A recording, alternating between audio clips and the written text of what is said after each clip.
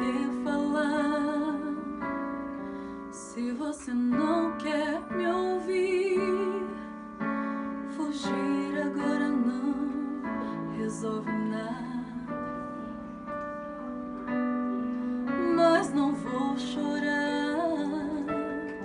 Se você quiser partir, às vezes a distância ajuda.